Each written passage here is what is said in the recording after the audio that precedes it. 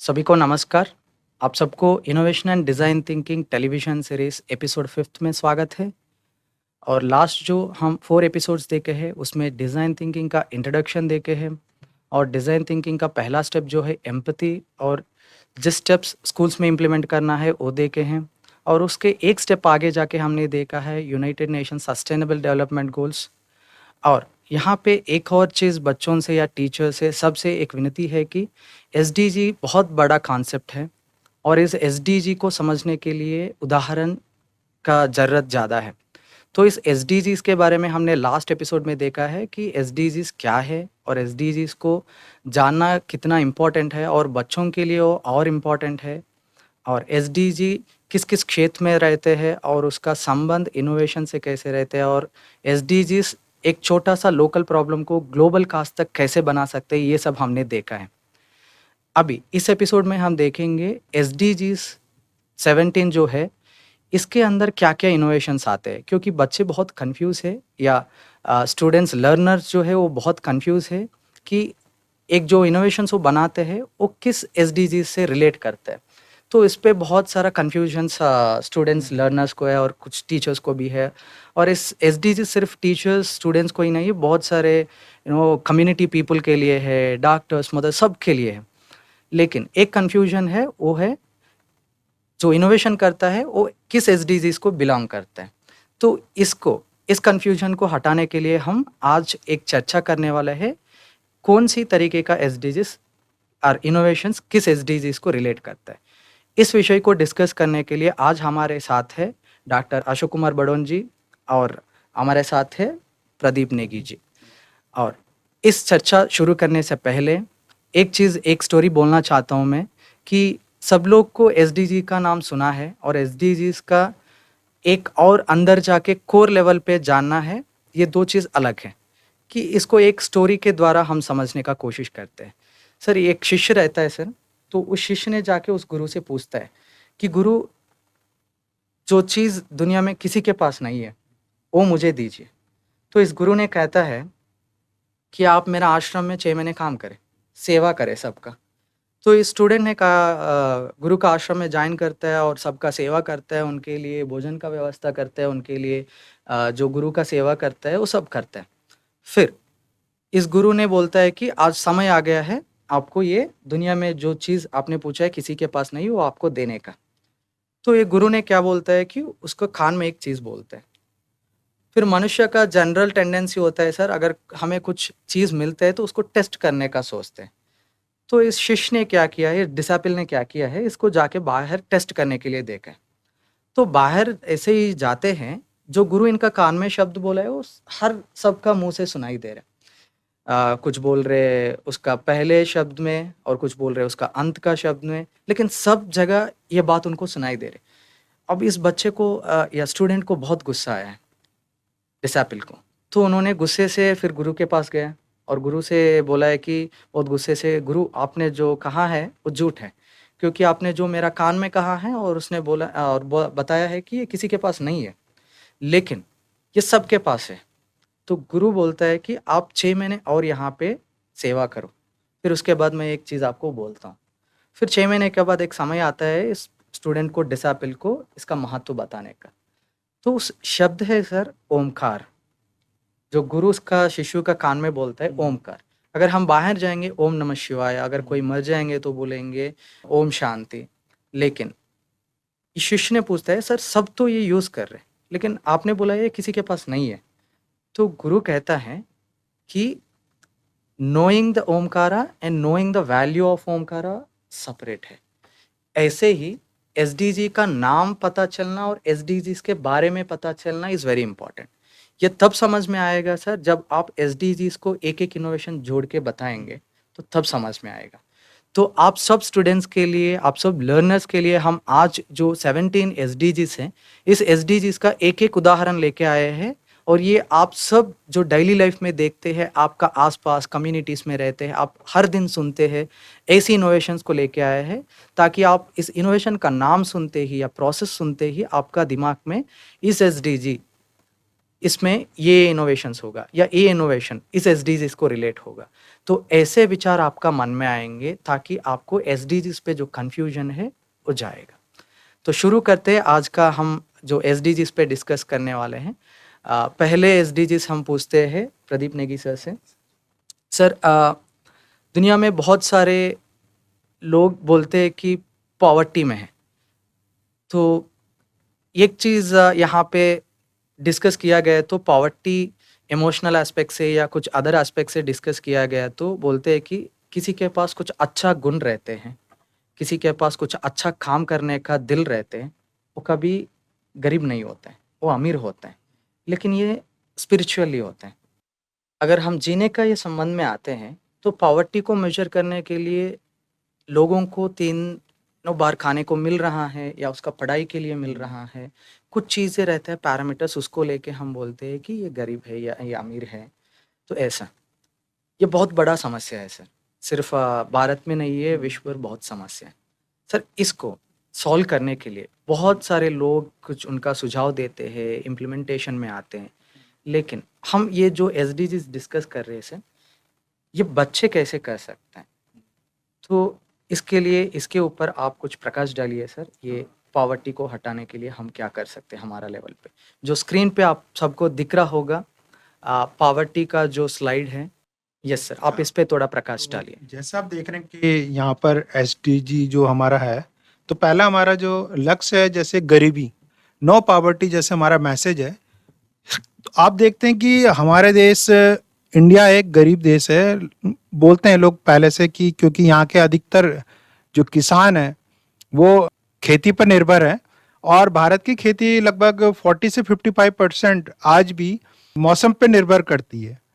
और जिस वर्ष वर्षा अच्छी हो जाती है तो किसानों की फसल भी अच्छी हो जाती है और उनको लाभ मिलता है। लेकिन समस्या यहाँ पर आती है कि जो हमारे किसान हैं वो अधिकांश गरीब हैं, और गरीबी के कारण जो समस्या आती है वो जब अपने वो इधर उधर से लोन ले लेते हैं या ऋण ले लेते हैं तो उसको चुका नहीं पाते, क्योंकि उनकी फसल खराब हो जाती है। और वो फसल खराब होने के कारण वो फिर गरीबी ऋणग्रस्ता में जीवन यापन करते हैं, और जिससे कई हमारे जो किसान हैं वो ऋण ना चुकाने के कारण आत्महत्या कर लेते हैं। तो ये गरीबी हमारी ज़्यादातर हमारे जो किसान हैं वो पॉवर्टी लाइन के नीचे रहते हैं या पॉवर्टी में रह रहे हैं, गरीबी रेखा से नीचे रह रहे हैं। तो ऐसा हम क्या करें कि हमारे जो किसान हैं, किसान भाई हैं, वो जो गरीबी से ऊपर आ सकें, क्योंकि उनको ना केवल उपज पैदा करना बल्कि उनको अपनी उपज का भी उचित दाम मिले, क्योंकि बीच में जो बिचौलिया आते हैं या मिडिएटर बोलते हैं जिनको वो अधिकतर लाभ वो अर्जित कर लेते हैं। और किसानों को क्योंकि नॉलेज नहीं होती है, हमारे देश के किसान ज़्यादा पढ़े लिखे नहीं है, तो वो उसका फायदा नहीं उठा पाते। उसका फायदा बिचौलिए उठाते हैं, क्योंकि किसान उपज तो उगा लेता है लेकिन उसको मंडी तक जो ले जाने में उसको कई सारी बाधाएं का सामना करना पड़ता है, वहाँ पे उसे नुकसान होता है। और उसको ये नहीं पता होता है कि मार्केट में जो उसने फसल इस समय उगाई है उसका रेट क्या चल रहा है। वहाँ पे उसको बहुत ज़्यादा दिक्कत आती है, लोग उसको गलत इन्फॉर्मेशन देते हैं और लाभ कोई और ले लेता है।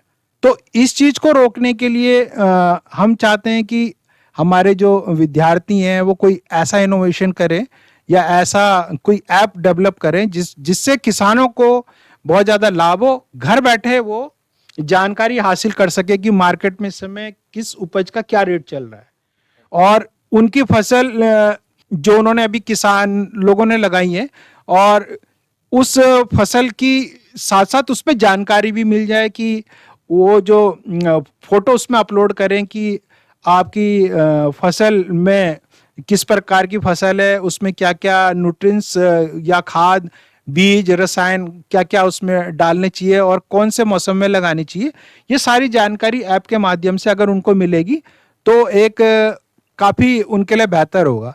साथ में ऐप के अंदर ये सुविधा होनी चाहिए कि जो हमारे किसान भाई हैं वो डायरेक्ट ऐप के माध्यम से मार्केट का रेट पता कर लें, और साथ में वो जिससे कांटेक्ट कर सकें उनसे डायरेक्टली उसमें कांटेक्ट कर सकें, उसमें ऑनलाइन आपकी फैसिलिटी और ट्रांजैक्शन की, मनी ट्रांजैक्शन की, अगर कोई ऑर्डर देता है तो आप उतना जो आपके खाद्यान्न है वहाँ भेज सकते हैं और वहाँ से डायरेक्ट पैसा आपके अकाउंट में आ सकता है। इससे उनका आने जाने का खर्चा बचेगा, मंडी के चक्कर काटने नहीं पड़ेंगे। एक मैं इस संबंध में एक किसान की कहानी बताता हूँ कि एक किसान था, वो खेतों में टमाटर लगा रहा था बहुत सारे। तो वो क्या करता था कि जब वो टमाटर होते थे फिर वो जाता था मंडी में बेचने के लिए। मंडी में जैसे आजकल रेट टमाटर का इसमें 80 और 100 रुपए चल रहा है, तो बहुत महंगा है। और किसान से लोग 20 रुपए या 10 रुपए किलो के हिसाब से ले रहे हैं, और फायदा कौन उठा रहा है? सब्जी मंडी में जो मीडिएटर होते हैं, बिचौली होते हैं, वो फायदा उठा रहे हैं। वो आप उसको स्टोर करते हैं और फिर महंगे दामों में बेचते हैं। तो उस किसान ने क्या करा, मोबाइल ऐप के मदद से या किसी मदद से वो डायरेक्ट जो सप्लायर होते हैं उनसे कांटेक्ट कर सकता है। जैसे होटल वालों से कर सकता है कांटेक्ट, या आप रेस्टोरेंट वाले से कर सकता है, या किसी बड़ी सोसाइटी के साथ कर सकता है, और डायरेक्ट उनको पेमेंट कर सकता है। वो डायरेक्ट उसको पेमेंट करेंगे और डायरेक्ट उनको सामान दे सकता है, वहां पे उनको अपना मतलब खाद्यान्न पहुंचा सकता है। तो इससे किसको लाभ होगा? इससे किसान को लाभ होगा, डायरेक्ट पैसा मिलेगा। ठीक है, बीच में मीडिएटर कोई नहीं होगा। ठीक है, ट्रांजैक्शन की भी कोई दिक्कत नहीं आएगी। तो इससे मतलब बहुत ज्यादा फायदा होगा इस प्रकार के मोबाइल ऐप से। और इससे जो लाभ होगा वो किसानों को, एक तो वित्तीय लाभ होगा, देश में जो डिजिटल आपका बोलते हैं हम डिजिटल भुगतान प्रणाली, उसका विकास होगा, डिजिटल इंडिया का विकास होगा। और साथ साथ जो समाज है हमारा वो डेवलप होगा। और खासकर हमारे किसान भाई इससे, इस प्रकार के ऐप का इस्तेमाल करके ना केवल खेतों से संबंधित जानकारी हासिल कर पाएंगे, बल्कि अपने वित्तीय लेन देन तथा अपने सौदे भी कर, तो इनसे बहुत लाभ होगा। Correct sir.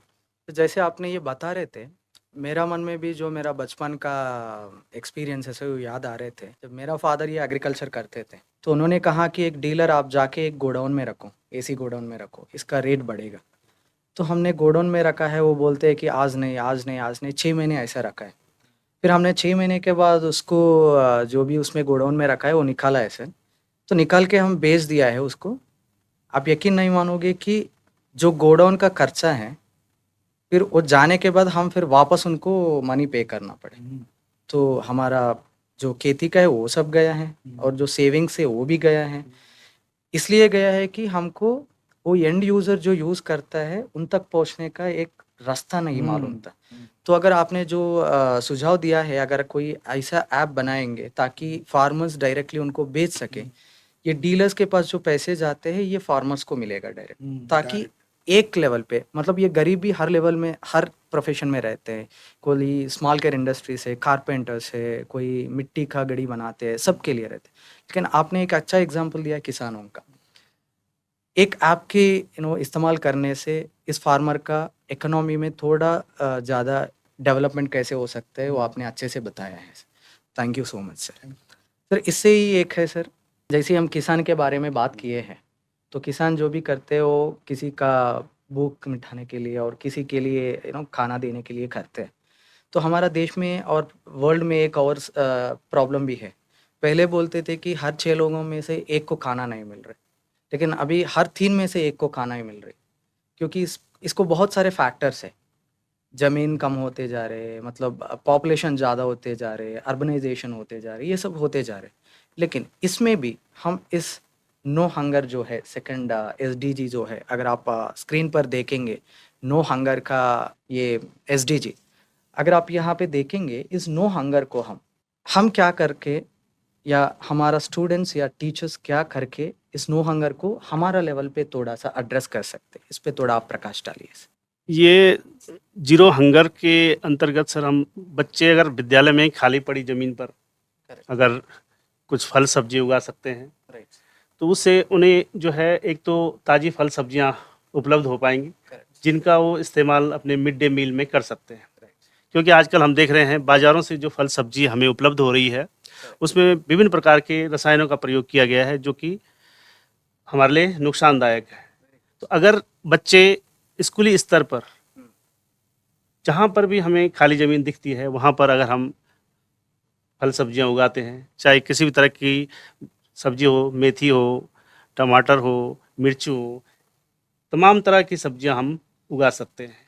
और उनका प्रयोग अगर हम मिड डे मील में करते हैं तो एक तो उनको पौष्टिक आहार भी साथ साथ उपलब्ध होता रहेगा, और साथ ही हम बाजार से जो खरीदे जा रही फल सब्जियां हैं जो दूषित है, एक प्रकार से वो रसायनों का, जिनमें कीटनाशकों का प्रयोग किया गया है, वो हानिकारक खाद्य पदार्थों से हम बच सकते हैं। तो मैं समझता हूँ कि अगर इस दिशा में कार्य हो तो बहुत अच्छा हो सकता है, क्योंकि हमारे पास बहुत सारे विद्यालय हैं जहाँ पर हमारे पास बहुत खाली ज़मीन पड़ी हुई है, बंजर ज़मीन पड़ी हुई है। तो उसको एक तो इससे उपजाऊ किया जा सकता है, और साथ ही साथ हमें जो है अच्छा पौष्टिक जो फल सब्जियां हैं वो हमें प्राप्त हो सकता है। और इससे बच्चों में एक एक्टिविटी करने का भी मौका मिलेगा, जो हम खेती बाड़ी जो भूलते जा रहे हैं लोग, उसके बारे में हाँ वो भी गाएगा और उनको नॉलेज भी होगी खेती बाड़ी होती कैसे है। ठीक है सर, एक ये अच्छा सुझाव है सर, क्योंकि जगह वहाँ पे खाली रहता है। इसको कहते हैं हम रिसोर्सेस यूटिलाइजेशन कैसे करें। वहाँ पे जो खाली जगह है उसको भी हम इस्तेमाल करके ये वेजिटेबल्स या ये फ्रूट्स कैसे उगा सकते हैं, ये एक चीज़ है। और आजकल भी मैंने देखा है सर, फार्मर्स का एक कंसर्न है कि हमारे बच्चे आगे जाके एग्रीकल्चर करना ही नहीं चाहते, क्योंकि उसमें जो ब्यूटी है स्टूडेंट्स को या उनका चिल्ड्रन को पता नहीं है। अगर स्कूल्स में ऐसा प्रोग्राम हमने इंट्रोड्यूस किया है ताकि उनको पता चलेगा कि ये एग्रीकल्चर में ब्यूटी कितना है और उसमें कितने समाज का सेवा होता है और इकोनॉमी भी बढ़ता है, उनका रेवेन्यू जनरेशन भी होता है, हर चीज़ होता है। Thank you sir. आपने एक पॉइंट बताया है सर, अभी बहुत आजकल का फूड जो है वो केमिकल्स मिल के आ रहा है, तो इससे सबका स्वास्थ्य चले जा रहा है। तो उसी पे कनेक्ट है सर हमारा third SDG, good health and wellbeing. Sir इस गुड हेल्थ एंड वेलबीइंग बहुत इम्पॉर्टेंट है सर। पहले होते थे कि कुछ उम्र होने के बाद आपको ये डिसीजेस आएगा, 30 होने के बाद आपको ये आएगा, 40 होने के बाद आपको ये आएगा, लेकिन आजकल ऐसा नहीं है। आजकल तो स्कूल बच्चों को आ रहे हैं, या 10 इयर्स का, 11 इयर्स का। अभी अभी मैं प्राइमरी स्कूल्स में भी देखता हूँ उनका इतना बड़ा फोकल लेंथ का स्पेक्स यूज़ किया जाता है किसी को, और डिफरेंट डिफरेंट डिसीजेस आ रहे हैं सर। ये मैं समझ सकता हूँ, ये जो फूड हमारा हैबिट्स है आजकल का, तो इससे भी हो सकता है, लेकिन इससे जो पहला सुझाव था उससे हम थोड़ा सा हल निकाल सकते हैं। और इसके लिए आपके पास कुछ सुझाव है सर, ये हेल्थ एंड वेलबीइंग में कुछ करने के लिए? हाँ, जैसे आपने देखा कि हमारे देश में अधिकांश जो ग्रामीण जनसंख्या है वहाँ पे पानी की बहुत बड़ी समस्या है। वो अधिकतर क्या करते हैं कि ऐसा जगह से पानी ले लेते हैं जो दूषित होता है, और शहरी इलाकों में क्या होता है कि लोग फिल्टर और आपका एक्वागार्ड इसका पानी पीते हैं, लेकिन गांव में बहुत बड़ी समस्या है। और दूसरा क्या होता है, जो ये उपकरण होते हैं बहुत कॉस्टली होते हैं, ये 10,000 से 20,000 के बीच में होते हैं। तो इन उपकरणों को हर एक आदमी परचेस नहीं कर पाता, बहुत ज्यादा खर्चा आता है, और फिर उसके बाद रख रखाव में भी बहुत खर्चा आता है, फिल्टर बदलने पड़ते हैं बार बार। तो इसके लिए कोई इनोवेशन अगर हमारे स्कूल के छात्र करते हैं, या कोई ऐसी डिवाइस कुछ जगह पे मैंने देखी है, तो वो बहुत सस्ती और हल्की हैं, जो डायरेक्ट नल पे लग जाती हैं और उससे पानी फिल्टर हो जाता है। तो उससे क्या होगा कि बहुत राहत मिलेगी ग्रामीण क्षेत्र के जितने भी लोग होंगे। तो उसमें जैसे मैंने देखा है कि एक प्लास्टिक की बोतल होती है या बॉक्स सा बना होता है, जिसमें फिल्टर होता है, पेपर होता है, चारकोल होता है, थोड़ा सा रेत भी उसमें मिक्स होता है, जिससे वो ऊपर से पानी छन कर आता है। बाद में उसमें हम यूवी अल्ट्रावायलेट रेस के प्रयोग करके उसमें जो बैक्टीरिया जर्म्स होते हैं उनको हम उसमें मार देते हैं। तो जो ये शुद्ध पानी की जो समस्या है वो काफी हद तक दूर हो सकती है, क्योंकि बहुत जगह पानी तो अवेलेबल है लेकिन दूषित है। आपने देखा होगा दिल्ली, बड़े बड़े जो मेट्रोपॉलिटन शहर हैं, वहाँ जो पानी जब नलों पे आता है, घर में जब उसको यूज करते हैं तो बहुत ज्यादा पॉल्यूटेड होता है। पानी की जो टंकियां होती जहां से पानी आता है वो भी दूषित रहता है अधिकतर, क्योंकि हमारी जो जमीन के नीचे पानी की लेयर्स हैं वो काफी ज्यादा प्रदूषित हो चुकी हैं, क्योंकि जनसंख्या बढ़ती जा रही है, इंडस्ट्री बढ़ती जा रही है, जिसका जो पोल्यूशन बढ़ रहा है, उसका जितना भी गंदा पानी होता है इंडस्ट्री में, वो सब नदियों के रास्ते धीरे धीरे फिर आपका जमीन के नीचे चले जाता है। तो जो पहला वाटर लेवल होता है, हम उसका जब पानी यूज करते हैं तो काफी पॉल्यूटेड होता है। तो ये जो आपने देखा है कि अगर इस प्रकार का कोई अच्छा सा इंस्ट्रूमेंट बनाया जाए जो मतलब सस्ता हो, चीप हो, आसानी से इधर से उधर हम उसको ले जा सकें, तो इससे काफ़ी समस्या हल होगी ग्रामीण क्षेत्रों में। और खासकर जो बीमारियां जल के माध्यम से होती हैं वो उससे काफ़ी हमें निजात मिलेगी, क्योंकि आपने देखा कि छोटी सी उम्र में ही बच्चों आजकल जो हमारे पास 30 से 40% जो बीमारियां होती हैं वो दूषित जल से ही होती हैं। तो जब हम साफ सुथरा पानी पिएंगे तो इससे काफी सारी बीमारियों पर थम लगेगी और दवाइयों का खर्चा बचेगा और लोगों का स्वस्थ जीवन बेहतर होगा। Very true sir. सर मैंने ये समझा है कि पहले ही देश में बहुत सारे गांव में पानी ही नहीं रहते हैं, और जहाँ पे रहता है वो पोल्यूटेड है। एक तो पानी नहीं रहने का कारण सब लोग को ये दिक्कत हो रही है, और जहाँ पे अवेलेबल है वहाँ पे पोल्यूटेड पानी है, उससे भी दिक्कत हो रहा है। तो ऐसे मैंने देखा है सर, एक ट्रैवलर है, तो ट्रैवलर ऐसे ही ट्रैवल करने का टाइम पे उन्होंने एक्सपीरियंस किया है कि आज यहाँ का पानी पिया है, नेक्स्ट डे और कुछ जियोग्राफिकल एरिया का, और उन्होंने देखा है बहुत सारे एरियाज में लोग ऐसा नाला से भी पानी निकाल के फिल्टर करके उसी को पानी को पीते। तो ये देखने के बाद उनका पूरा दिल में ये विचार आया है कि इन लोगों के लिए कुछ करे और ये इनके साथ में रहे कभी भी, अगर ये ट्रैवलिंग में हो या एक गांव में हो या घर में हो, कहीं पे भी। तो उन्होंने एक प्रोडक्ट बनाया है इसे निर्नल करके, ये अभी बहुत छोटा गांव से लेके इंडियन आर्मी तक भी यूज़ करता है इसे। तो ऐसे अगर इनोवेशंस कोई बनाते हैं इस पानी के लिए या फूड के लिए, तो ये होगा हमारे जो भी बहुत सारे डिसीजेस होता है ये फूड के वजह से होते हैं। पहले कहते थे कि सात्विक फूड खाना है, अभी बहुत सारे लोगों को, यूथ को तो पता ही नहीं है ये सात्विक फूड क्या होता है। तो अभी हम इसके बारे में जानकारी भी सबको देना चाहिए, बीइंग ए टीचर हर दिन स्कूल में। Thank you so much sir. Sir हम इस चर्चा में बहुत सारे विषय डिस्कस कर रहे हैं, और इसमें एक सर ये सब उन तक लेके जाना है, तो अवेयरनेस क्रिएट करना है। तो इतना लोगों को अवेयरनेस क्रिएट करने के लिए हमारे पास एक माध्यम है, वो है स्कूल से। और स्कूल्स में अगर हम इन बच्चों को हर चीज़ पे, सिर्फ बुक्स में जो है उसके बारे में ही नहीं, सोसाइटी में क्या है, लोग कैसे हैं, क्या क्या चीज़ हो रहा है, होने वाला है, इस सब के बारे में अगर हम एक जगह पे जाके स्कूल में अगर उनको बच्चों को देंगे, तो इसको कहते हैं हम क्वालिटी एजुकेशन। इसमें हर चीज़ इन्वॉल्व होता है। सर इस क्वालिटी एजुकेशन को या इसमें बच्चे कैसे इन्वॉल्व हो सकते हैं या हम कुछ कर सकते हैं क्या? जैसे आप स्लाइड पे देख रहा हैं, एक क्वालिटी एजुकेशन के लिए जो इनोवेशन बना है, आप इस पे थोड़ा प्रकाश डालिए। सर ये जो इसके अंतर्गत क्वालिटी एजुकेशन को बढ़ाने के लिए हम ऐसा कर सकते हैं कि अगर जैसे अधिकतर हम देखते हैं कि बच्चों में होमवर्क कंप्लीट नहीं कर पाते हैं बच्चे, उनको बड़ी दिक्कतें होती हैं। तो अगर हम चाहें कि जो उनके बड़े साथी हैं, बड़ी क्लासेस के जो बच्चे हैं, अगर उनको हम एक टास्क के रूप में एक टास्क दे दें कि आपको जो है छोटे बच्चों की मदद करनी है होमवर्क कराने में, और ये भी हो सकता है कि उनके आसपास जो बच्चे रहते हों वहाँ पर जा कर के उनके घरों में जा कर के वो उन बच्चों को जो है होमवर्क करने में मदद करें। तो इससे हम जो है क्वालिटी एजुकेशन को बढ़ा सकते हैं। साथ ही साथ इसके लिए हम जो है टीचर्स का भी सहयोग ले सकते हैं। हम व्हाट्सएप ग्रुप बना सकते हैं, उसके माध्यम से जो है उनसे पूछताछ कर सकते हैं कि आपको होमवर्क करने में कोई दिक्कत तो नहीं है। तो अगर हम ऐसा करें तो बड़े बच्चों की जो अगर मदद लेते हैं हम, तो ये ज़्यादा बेनिफिशियल हो सकता है। Very true sir. तो मेरा उम्र बहुत कम है, लेकिन मैंने ये सुना है कि हमारा वेदों में, उपनिषद में कहा गया है कि मेंटर का महत्व क्या होता है। तो जो आपने सुझाव दिया है उसमें लर्निंग पिरामिड में एक रहता है कि सर अगर हम जितने भी पढ़े, जितने भी देखे या सुने, हम 70 to 80% तक ही सीख सकते हैं। लेकिन अब हम जाके किसी को सिखाए, when we teach we learn 95%। अगर हम ऐसा सिस्टम क्रिएट किया है जहाँ पे जिसके पास अच्छा नॉलेज है उसको हम सिखाने के लिए जिसके पास एक्सेस नहीं है, तो इनका भी क्वालिटी बढ़ेगा टीचिंग में, या वो भी सीखते रहेगा कंटिन्यूसली और इस बच्चों को भी एक्सेस मिलेगा। और मैं ये एक चीज़ बोलना चाहता हूँ, इंडिया विश्व गुरु है, सबको ये पता है, और इंडिया के पास क्वालिटी एजुकेशन बहुत है, लेकिन इसका एक्सेस नहीं है। एक्सेस नहीं है मतलब कुछ स्कूल्स बहुत दूर रहते हैं या कुछ नेटवर्क इश्यूज रहते हैं।